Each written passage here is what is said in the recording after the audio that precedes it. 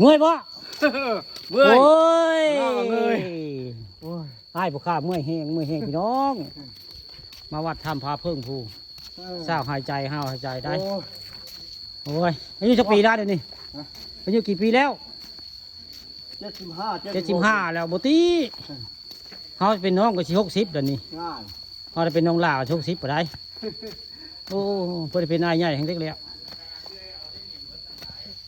เขาแต่น้องหล่าก็สิ60แล้วมื้อนี้มาวัดทำพาเพิ่งเดี๋ยวมื้อนี้พอสิมารับของสัมภาระของแม่ชีสิมาวัดทำพาเพิ่งได้ไอเลียวเพิ่นพานยาคูมาวัดทำพาเพิ่งได้มาแต่ป่าชาบ้านม่วงมื้อนี้เพิ่นก็มีภารกิจคือการพานยาคูมาผู้ข่าบ้านคำผสมกับมาคือการได้มื้อนี้มากับจานโกกพี่น้องมื้อนี้จานโกกก็พามาเว้ามา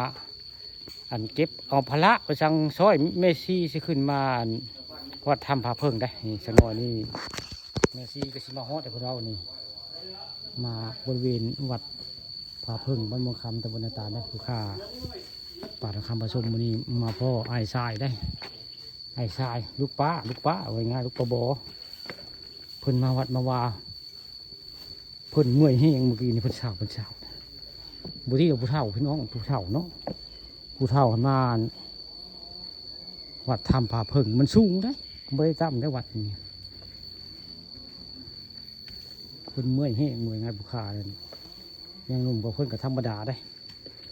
ตามเวลาเนาะตามอายุการเวลา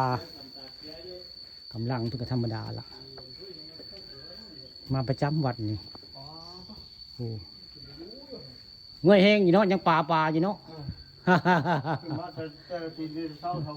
เออไม่ได้มาเลยเนาะอยากมาเนาะเออจะเป็นได้มาผมต้องอายผู้ขาได้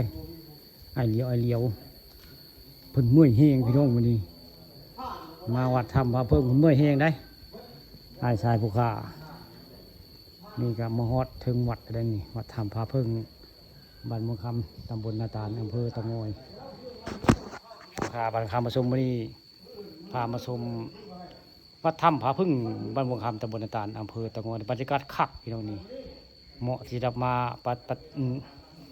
าปีกวิเวกหรือว่าจำภาษาบริเวณนี่คักได้นี่คือเป็นภาพบริเวณวัดถ้ำผาพึ่งบ้านเมืองคำตำบลนาตาลเลยตำนานเมืองมบดเมืองลับเลที่ยำทนมาหาเนี่ยถ้ำนี่ละแต่อันลุงป๊อกก็หายทึ่งไปได้ทึ่งขึ้นไปลุงป๊อกหายเข้าไปเมืองบดเมืองลับเลเป็นเวลา3 มื้อ 3 คืนเลยนี่คือพาพึ่ง